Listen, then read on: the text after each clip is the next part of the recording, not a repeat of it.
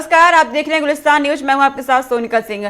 शुरुआत करते हैं बुलेटिन की। तमाम बड़ी खबरों से आपको रूबरू कराएंगे और इस वक्त उत्तराखंड से बड़ी जानकारी सामने आ रही है। आज कांग्रेस परिवर्तन यात्रा निकाल रही है उत्तराखंड में। बड़ा दिन आज कांग्रेस के लिए। आज कांग्रेस पार्टी की परिवर्तन यात्रा है उत्तराखंड में। ये बड़ी जानकारी इस वक्त की सामने आ रही है। चुनाव से पहले कांग्रेस शक्ति प्रदर्शन भी करेगी, ये जानकारी भी सामने आई है। रामलीला मैदान में जनसभा होगी। आज परिवर्तन यात्रा कांग्रेस की तरफ से निकाला जा रहा है। कृषि कानूनों का विरोध किया जा सकता है। जिस तरीके से किसान कृषि कानूनों का विरोध कर रहे हैं, आज उनके समर्थन में कांग्रेस विरोध कर सकती है इन 3 नए कृषि कानूनों का। परिवर्तन यात्रा के तहत चुनावी माहौल बनाने की भी कोशिश की जाएगी। आज की ये बड़ी जानकारी इस वक्त उत्तराखंड से सामने आ रही है। परिवर्तन यात्रा का आगाज कांग्रेस की तरफ से किया जाएगा और कांग्रेस का चुनावी शंखनाद आज से शुरू हो जाएगा उत्तराखंड में और जनता के बीच जाकर के चुनावी माहौल बनाने की कोशिश की जाएगी कांग्रेस की तरफ से। दरअसल उत्तराखंड प्रदेश कांग्रेस ने आज यानी 3 सितंबर से चुनावी शंखनाद की शुरुआत कर दी है और इसके लिए तैयारियां भी पूरी कर ली गई है। ये जानकारी भी सामने आ रही है। कांग्रेस आज परिवर्तन यात्रा करेगी और सीधा जनता के बीच जाकर के परिवर्तन का माहौल बनाने की कोशिश की जाएगी, क्योंकि अगले साल चुनाव होने हैं विधानसभा के और उससे पहले तमाम पार्टियां इस वक्त मजबूत रणनीति बनाने में जुटी हैं और कांग्रेस परिवर्तन यात्रा निकाल रही है, जनता के बीच पहुंचेगी और चुनावी माहौल बनाने का कोशिश की जाएगी। चुनाव से पहले कांग्रेस शक्ति प्रदर्शन भी करेगी, ये जानकारी भी सामने आई है। रामलीला मैदान में ये जनसभा की जाएगी। धनराज हमारे साथ जुड़ गए हैं तमाम जानकारी के साथ। धनराज, आज कांग्रेस के लिए बड़ा दिन है, परिवर्तन यात्रा निकाल रही है, क्या तैयारियां आप देख रहे हैं? जी सोनिका, बिल्कुल जिस तरीके से उत्तराखंड में 2022 का चुनाव नजदीक आता जा रहा है तो कांग्रेस भी बिल्कुल तैयार नजर आ रही है कि आज वो शक्ति प्रदर्शन के रूप में एक चुनाव से पहले एक यात्रा शुरू करने जा रही है कि परिवर्तन यात्रा आज से उनकी शुरू होगी। जो रामलीला मैदान में एकत्रित होंगे सभी कार्यकर्ता और वहां से परिवर्तन यात्रा के रूप में एक यात्रा निकाली जाएगी। तो कहीं ना कहीं लगता है कि जो 2022 का चुनाव है उसको लेकर कांग्रेस लगातार सतर्क बनी हुई है। तमाम जो मुद्दे हैं उनको लेकर वो बीजेपी सरकार पर भी हमलावर है। लगातार आपने देखा कि सदन जब उत्तराखंड का चला, मानसून सत्र जब चल रहा था तो कहीं ना कहीं कांग्रेस के जो नेता है वो लगातार बीजेपी पर आरोप प्रत्यारोप लगाते हुए नजर आ रहे थे और तमाम तरह के हंगामे सड़कों से लेकर सदन तक किए गए थे। तो कहीं ना कहीं माना जा सकता है कि जो 2022 का चुनाव होगा वो एक दिलचस्प उत्तराखंड में होने जा रहा है, क्योंकि बीजेपी और कांग्रेस की टक्कर तो जरूर रहती है लेकिन वहीं आम आदमी पार्टी भी सेंध लगाने में जुटी हुई है। जी क्या मकसद इसके पीछे आप देख रहे हैं, परिवर्तन यात्रा के पीछे? जी बिल्कुल सोनिका, जिस तरीके से मकसद की बात करें तो जिस तरीके से परिवर्तन यात्रा कांग्रेस की तरफ से निकाली जा रही है तो इसका सिर्फ एक ही मकसद है कि जिस तरीके से 2022 का चुनाव नजदीक है तो कहीं ना कहीं उसकी रणनीति तैयार करके ही कांग्रेस सड़कों पर उतर रही है और तमाम बीजेपी की जो नीतियां हैं उनको साफ तौर पर कांग्रेस के नेताओं का यही कहना है कि जो जन विरोधी नीतियां हैं उनको लेकर वो जनता के बीच जा रहे हैं और तमाम परिवर्तन यात्रा के माध्यम से वो जन विरोधी नीतियां बीजेपी की हैं वो जनता तक पहुंचाएंगे। और साफ तौर पर यही देखने में आ रहा है कि जिस तरीके से भीड़ एक तरीके से जो रैली में उमड़ी है तो कहीं ना कहीं उससे लगता है कि 2022 के चुनाव में कहीं कांग्रेस बीजेपी को मात देकर अपनी सत्ता हासिल ना कर लेगी। लेकिन धनराज, कोविड काल चल रहा है तो क्या कोरोना गाइडलाइंस का पालन इस दौरान किया जाएगा? क्या इंतजाम आप देख रहे हैं? क्योंकि जिस तरीके से रैली की जाएगी तो जनसभा एकत्रित होने वाली है। जी बिल्कुल सोनिका, बिल्कुल जिस तरीके से कोरोना का एक काल चल रहा है तो कहीं ना कहीं उसको देखते हुए जो सरकार की गाइडलाइंस है उसका पालन करने की बात लगातार की जाती है, लेकिन जब जनसभाएं होती हैं तो कहीं भी उसका पालन होता हुआ नजर नहीं आता है, क्योंकि कुछ लोग तो मास्क लगाकर आते हैं लेकिन कुछ लोग ऐसे होते हैं कि जो मास्क नहीं लगाते हैं और तमाम सोशल डिस्टेंसिंग की भी धज्जियां उड़ती हुई यात्राओं में नजर आती है, जनसभाओं में नजर आती है। तो कहीं ना कहीं उसके लिए सरकार भी लगातार उनको चेतावनी देती रहती है, लेकिन जिस तरीके से मुकदमे किए जाते हैं सरकार की तरफ से, प्रशासन की तरफ से, उन नेताओं पर मुकदमे भी होते हैं, लेकिन कहीं ना कहीं जिस तरीके से एक राजनीतिक मुकदमे बनकर रह जाते हैं कि उन पर कोई कार्रवाई नहीं हो पाती है, तो एक बड़ी ही लापरवाही सामने देखने को आती है। जी तो परिवर्तन यात्रा को लेकर जनता की तरफ से आप क्या रुझान देख पा रहे हैं? जी सोनिका, बिल्कुल यदि जनता की बात करें तो जनता जनार्दन है। अब ये तो आने वाला समय ही बताएगा कि क्या 2022 के चुनाव में जनता बीजेपी को समर्थन देगी या फिर कांग्रेस को समर्थन देंगी, लेकिन फिलहाल ये कहा जा सकता है कि सभी पार्टियां अपनी अपनी ओर रुख समर्थन मांगने की कोशिश, वोटरों से को रिझाने की कोशिश लगातार की जा रही है कि तमाम यात्राएं निकाली जा रही है। वहीं यदि बीजेपी की बात करें तो बीजेपी भी जन आशीर्वाद यात्रा निकालने जा रही है और कांग्रेस ने आज से शुरू कर दी है परिवर्तन यात्रा। तो कहीं ना कहीं इसको देखते हुए दोनों ही पार्टी आमने सामने नजर आ रही है, लेकिन अब जनता जनार्दन है। अब देखने वाली बात यही होगी कि आखिर 2022 में कौन सत्ता हासिल करता है। ठीक है धनराज, तमाम जानकारी आपने दी, बहुत शुक्रिया तमाम जानकारी हम तक पहुंचाने के लिए। तो कांग्रेस परिवर्तन यात्रा की शुरुआत कर रही है और इस परिवर्तन यात्रा के जरिए चुनावी शंखनाद करेगी। अब आगे रुक करते हैं, वहीं बीजेपी भी कांग्रेस को जवाब देने के लिए जन आशीर्वाद यात्रा कर रही है, जन संवाद रैली निकालेगी बीजेपी। बड़ी जानकारी सामने आ रही है, कांग्रेस की तोड़ में जन संवाद रैली निकाली जाएगी। श्रीनगर से जन संवाद रैली का आगाज होगा, बीजेपी की तरफ से इसका आगाज किया जाएगा। बीजेपी ने कांग्रेस पर भ्रमित करने का आरोप लगाया है। बड़ी जानकारी इस वक्त के सामने आई है, बीजेपी की तरफ से कहा जा रहा है कि लोगों को बीजेपी पर भरोसा है। वहीं कांग्रेस दावे करती है कि बीजेपी से जनता परेशान नजर आ रही है। और बीजेपी भी कांग्रेस के तोड़ में जनसंवाद रैली निकालेगी। एक और कांग्रेस की परिवर्तन यात्रा और दूसरी ओर बीजेपी की तरफ से जनसंवाद रैली यानी जन आशीर्वाद यात्रा निकाली जाएगी और जनता का आशीर्वाद लेने की कोशिश बीजेपी की तरफ से रहेगी। हालांकि ये तस्वीरें 2022 के बाद पता चलेगी कि किसका चुनाव जनता करेगी, लेकिन फिलहाल आपको जानकारी दे दें कि आज बीजेपी भी जन आशीर्वाद यात्रा करेगी और चुनावी माहौल बनाने की कोशिश की जाएगी, यानी दोनों ही पार्टियां आज आमने सामने नजर आएगी। मुख्यमंत्री पुष्कर सिंह धामी जन आशीर्वाद रैली के माध्यम से आज चुनावी बुगुल फूकेंगे और इसके लिए जनता का आशीर्वाद लेने की कोशिश की जाएगी। इस रैली के जरिए तैयारियां अभी शुरू कर दी गई हैं तमाम कार्यकर्ताओं की तरफ से। विशाखा हमारे साथ जुड़ गई हैं तमाम जानकारी के साथ। विशाखा, बीजेपी के लिए बड़ा दिन, जन आशीर्वाद यात्रा निकालने जा रही है, क्या तैयारियां बीजेपी की तरफ से आप देख रही हैं? जी बिल्कुल सोनिका, देखिए जिस तरीके से कांग्रेस के द्वारा परिवर्तन यात्रा की शुरुआत मुख्यमंत्री के जो निर्वाचन क्षेत्र है, जो उनका गृह क्षेत्र है खटीमा, वहां से की गई है।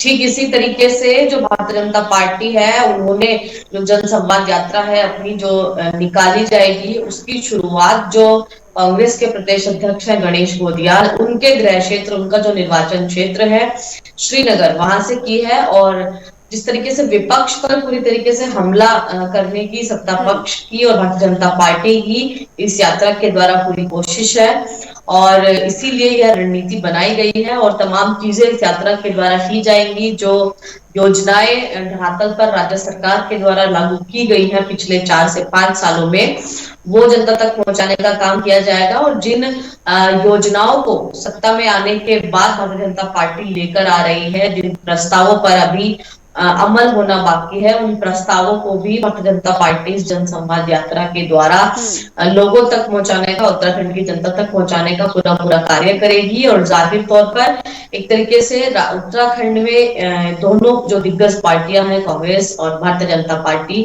दोनों ने जो अपनी एक तरीके से चुनावी अभियान है वो इन यात्राओं के द्वारा शुरू कर दिया है और जनता तक अपना एक तरीके से संवाद स्थापित करने की जो योजना है, जनता तक पहुंचने की जो योजना है, वो इन यात्राओं के द्वारा साधी जाएगी। और बात करें भारतीय जनता पार्टी से, तो मुख्यमंत्री पुष्कर सिंह धामी इस यात्रा में शामिल रहेंगे। इसी के साथ साथ जो प्रदेश अध्यक्ष हैं भारतीय जनता पार्टी के मदन कौशिक, वो इस यात्रा में रहेंगे। और इसी के साथ साथ धन सिंह रावत जो इस यात्रा का संचालन करेंगे।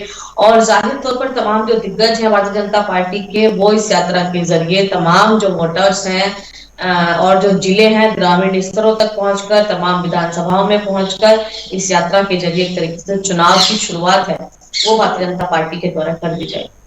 विशाखा, जनता का आशीर्वाद बीजेपी को मिलता है या नहीं, ये तो 2022 में पता चलेगा, लेकिन फिलहाल आप क्या मोड़ जनता का देख रही हैं?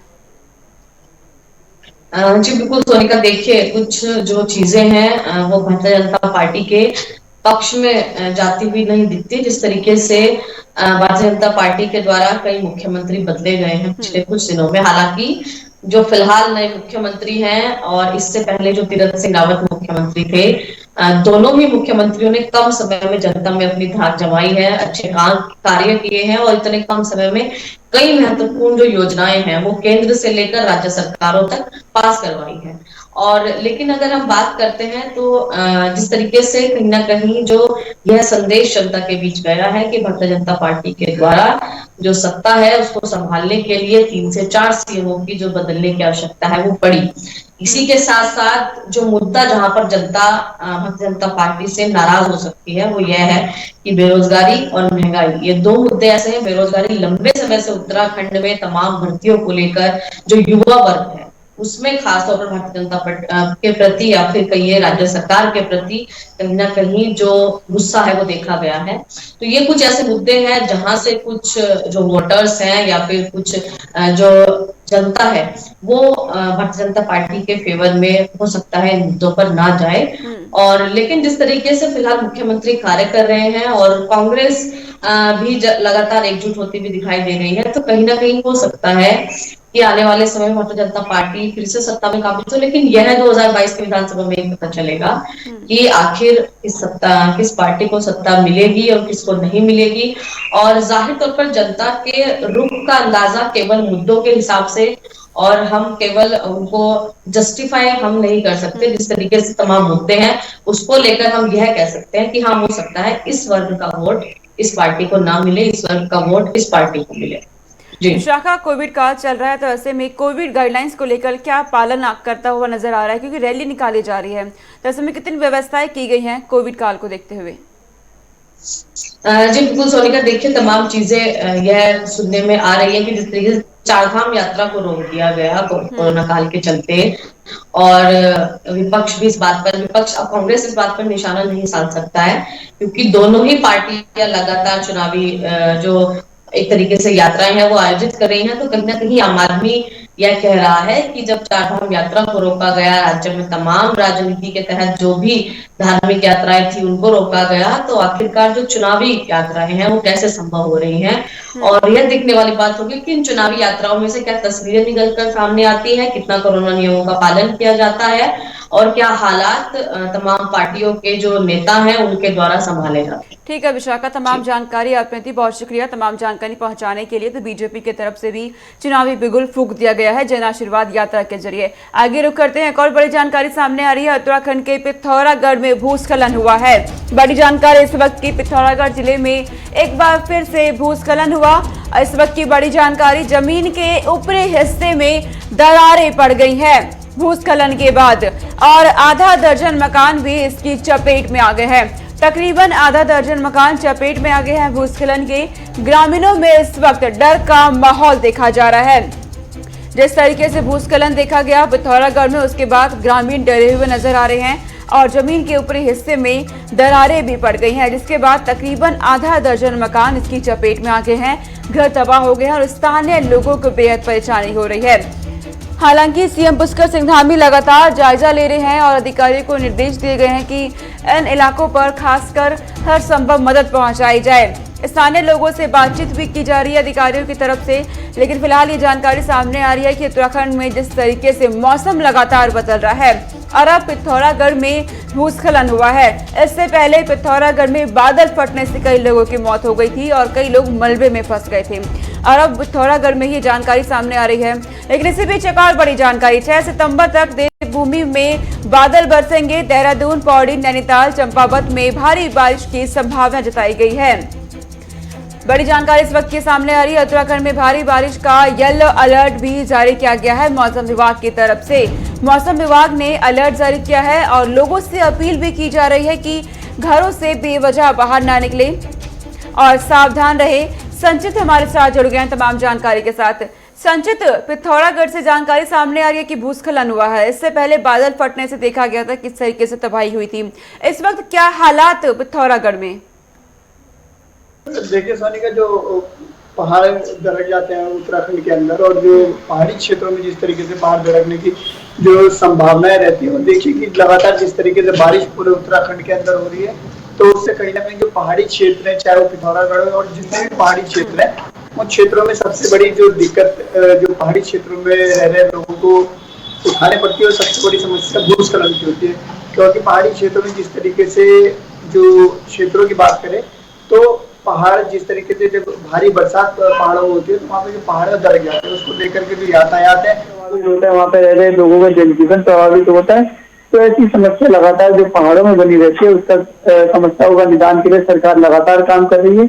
और आप देखिए जिस तरीके से मैदानी क्षेत्रों की बात करें तो मैदानी क्षेत्रों में जो सबसे बड़ी समस्या रहती है जल भराव की समस्या रहती है और उसके लिए भी देखिए सरकार ने जिस तरीके से लोगों के घर में आपने देखा कि जो संतला देवी के बाद बादल फटता है उसके बाद सरकार के जो नुमाइंदे हैं वहां जाकर के देखते हैं कि कितना नुकसान हुआ। हालांकि वहां पर कोई जानमाल की हानि तो नहीं हुई थी लेकिन जिस तरीके से लगातार इस तरीके का नजारा आप देख रहे हैं कि पूरे उत्तराखंड में देखने को मिल रहा है तो बड़ी उत्तराखंड के लिए बड़ी समस्या का तो बना रहता है मौसम जो बरसात का।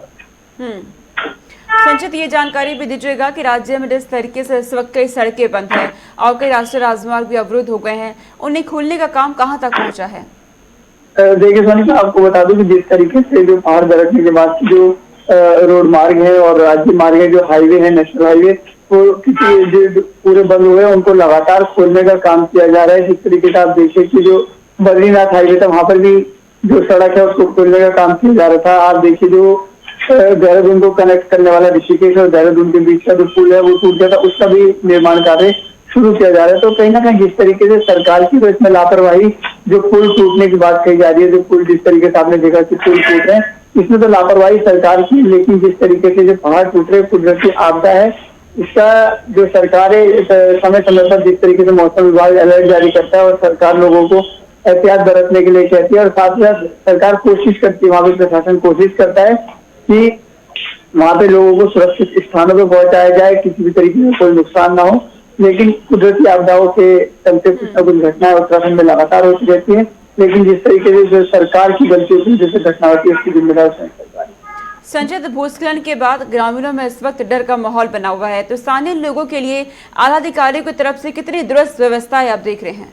देखिए मैं आपको बता दूं कि जो पहाड़ी क्षेत्रों में रह रहे लोग तो जहाँ पे संभावनाएं हो रही थी कि वहाँ पर पहाड़ दरक सकता है कोई घटना हो सकती है इस तरीके की जो प्राकृतिक आपदा से संबंधित जो घटनाएं हो सकती है उसको लेकर के जिस तरीके से प्रशासन ने सबसे पहले वहाँ पे रह रहे लोगों को सुरक्षित स्थानों पर पहुंचाया वहाँ पर उनकी व्यवस्था की गई रहने की खाने की और वहाँ पर रह रहे अगर कुछ लोगों को बीमारी है तो उनकी व्यवस्था की गई कि जो यातायात बंद होने से उनको कोई समस्या ना हो इन सबकी व्यवस्था प्रशासन ने दुरुस्त कर लिया। और साथ ही साथ अगर मैदानी क्षेत्रों की बात करें जो नदी नालों के किनारे लोग रह रहे थे तो उनको भी वहां से हटा करके प्रशासन ने पूरे सुरक्षित स्थानों पर पहुंचा दिया उनकी सारी व्यवस्था सुनिश्चित कर ली है।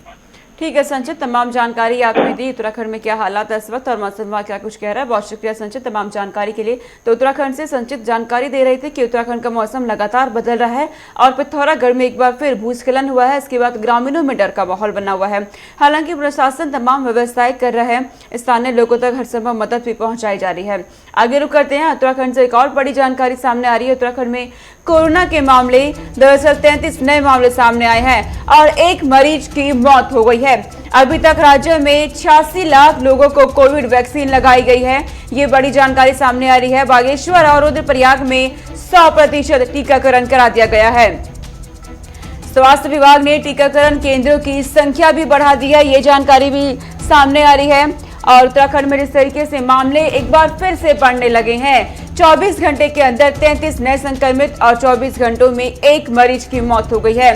हालांकि प्रशासन की तरफ से कहा जा रहा है कि तमाम व्यवस्थाएं की जा रही हैं, लेकिन मामले एक बार फिर से बढ़ने लगे हैं। कोरोना का खतरा और डेल्टा प्लस के खतरा भी दोनों एक साथ इस वक्त उत्तराखंड में देखा जा रहा है। हालांकि प्रशासन की तरफ से कहा जा रहा है कि 86 लाख लोगों को कोविड की वैक्सीन लगा दी गई है और दिसंबर के अंत तक पूरा उत्तराखंड वैक्सीनेट हो जाएगा। लेकिन कोरोना का खतरा एक बार फिर से अब बढ़ने लगा है। ऐसे में सतर्क रहने की आवश्यकता है स्वास्थ्य विभाग को अब और ज्यादा, तमाम अस्पतालों में प्रबंध कराने की भी, क्योंकि 33 नए संक्रमित पिछले 24 घंटे के अंदर सामने आ गए हैं और मौत एक बार फिर से होने लगी है उत्तराखंड में। उत्तराखंड से हमारे ब्यूरो चीफ धीरेन्द्र प्रताप सिंह हमारे साथ जुड़ गए हैं तमाम जानकारी के साथ। धीरेन्द्र, कोरोना काल चल रहा है और ऐसे में देखा जा रहा है कि 33 नए संक्रमित एक बार फिर उत्तराखंड में सामने आ गए हैं। जहां मामले कम होने लगे थे वहीं एक बार फिर से बढ़ गए हैं। इसके पीछे क्या वजह आप देख रहे हैं? उनका देखिए इसके पीछे जो वजह है वही जो है वो तलाश रहे हैं। और सरकार को जो सरकार भी मॉनिटरिंग की, तो उन्हें लगता है कि जो आम जनता है वो कोविड प्रोटोकॉल का जो पालन है वह उस तरह से नहीं कर रही है जिस तरह से करने की जरूरत है। क्योंकि जिस तरह से केसेस बढ़ रहे हैं वह न केवल सरकारी मशीनरी के लिए बल्कि राज्य के जो संसाधन है उनके लिए भी एक बड़ा एक तरह से संकेत है कि जो खतरा है वो बढ़ सकता है। इसको देखते हुए सरकार ने टीकाकरण की गति को बढ़ा दिया है। आपको बता दूं कि 13 में से 2 जिले पूरी तरह से 100% उनका टीकाकरण हो गया है। अभी आप देख भी रहे थे। तो इस तरह से जो बाकी 11 जिले बचे हैं वहां भी सरकार का पूरा जोर है कि उनका टीकाकरण कर दिया जाए और जिससे जो भी दिक्कतें इस तरह की है या तीसरी लहर की जो आशंका है उसको निर्मूल साबित किया जा सके। क्योंकि अगर तीसरी लहर आती है तो वह एक बड़ा खतरा हो सकती है आम जनता पे और सरकार के संसाधनों पर भी एक बड़ा सवाल खड़ा कर सकती है। इसको देखते हुए सरकार दोहरे मोर्चे पे लड़ाई लड़ रही है। एक तो टीकाकरण को बढ़ा रही है, उसकी गति बढ़ा रही है, मैक्सिमम लोगों को टीका लग जाए इसके प्रयास में सरकार लगी है। और दूसरी तरफ अपनी जो तैयारियां होती है, मेडिकल फैसिलिटीज होती हैं, उसको बढ़ा रही है। क्योंकि तीसरी लहर में बच्चों के संक्रमित होने की संभावना ज्यादा है, उसको देखते हुए अलग से निक्कू वार्ड बनाए गए हैं। और मुख्यमंत्री ने पूरे प्रदेश में जो निक्कू वार्ड बनाए गए हैं बच्चों के संक्रमण की दृष्टि से जो तैयारियां की गई उसकी खुद उन्होंने समीक्षा की है और वीडियो कॉन्फ्रेंसिंग के माध्यम से तमाम चीजों का एक तरह से निरीक्षण भी किया है। सोनिका, बच्चों का आपने जिक्र करा धीरेन्द्र, तो कहा गया कि कोविड गाइडलाइंस का पालन कराया जाएगा स्कूलों में बच्चों को बचाने के लिए। तो क्या आप सवाल यहाँ पे उठता है कि कोविड गाइडलाइंस के पालन से क्या बच्चे संक्रमित होने से बच जाएंगे? सोनिका, देखिए यह कहना बहुत ही जल्दबाजी होगी क्योंकि भारत की बात न करें बल्कि पूरी दुनिया में जहाँ जहाँ स्कूल खोले गए वहाँ बहुत तेजी से संक्रमण के केसेस बच्चों में बढ़े गए हैं। इसके साथ ही हिंदुस्तान की बात करें, इंडिया की बात करें, यहाँ भी जिन प्रदेशों में स्कूल खोले गए वहाँ भी संक्रमण तेजी से बच्चों में फैला है। इसको देखते हुए उत्तराखंड सरकार ने तमाम जो स्टेट्स हैं उनका स्टडी करवाया है, उनका अध्ययन करवाया है और उसको देखते हुए जो स्कूल हैं उनको सख्त गाइडलाइन जारी की गई है और उनको कहा गया है कि अगर बच्चों में कोई संक्रमण फैलता है तो उसकी जिम्मेदारी उनकी होगी और उनको कोविड प्रोटोकॉल का बहुत सख्ती से पालन करना होगा। और उनको ये भी कहा गया है कि कोई जल्दबाजी न की जाए बच्चों को बुलाने में। इसलिए उनका देखिए स्कूल तो जरूर खुल रहे हैं लेकिन ऑप्शनल है ये। उनको एक जो बच्चों के माता पिता अभिभावक है उनके पास ये एक ऑप्शन है कि वो बच्चों को भेजना चाहें तो भेजे ऑफलाइन पढ़ाई के लिए, नहीं तो ऑनलाइन स्कूल उनको क्लासेस देता रहेगा। ठीक है धीरेन्द्र, तमाम जानकारी आपने दी। उत्तराखंड में कोरोना से क्या हालात है, प्रशासन तमाम व्यवस्थाएं भी कर रहा है। बहुत शुक्रिया धीरेन्द्र तमाम जानकारी हम तक पहुंचाने के लिए। आगे रुक करते हैं, एक जानकारी इस वक्त सामने आ रही है। दरअसल अगर आप सितारों के शौकीन हैं, उन्हें देखना आपको पसंद है, तो अब एक अच्छी खबर सामने आ रही है उत्तराखंड से। दरअसल कहा जा रहा है कि यदि आपको चांद और सितारों और ग्रह नक्षत्रों को निहारना अच्छा लगता है तो आपके लिए एक अच्छी खबर है। उत्तराखंड के चमोली जिले में बैनीताल नामक गांव को जिला प्रशासन एस्ट्रो विलेज यानी खगोल गांव के तौर पर विकसित करने की योजना बना रही है। बैनीताल कर्णप्रयाग से 30 किलोमीटर दूर स्थित है। पर्यटकों की सुविधा को देखते हुए बैनीताल को अब चारों तरफ से सड़क मार्ग से जोड़ने का कार्य चल रहा है।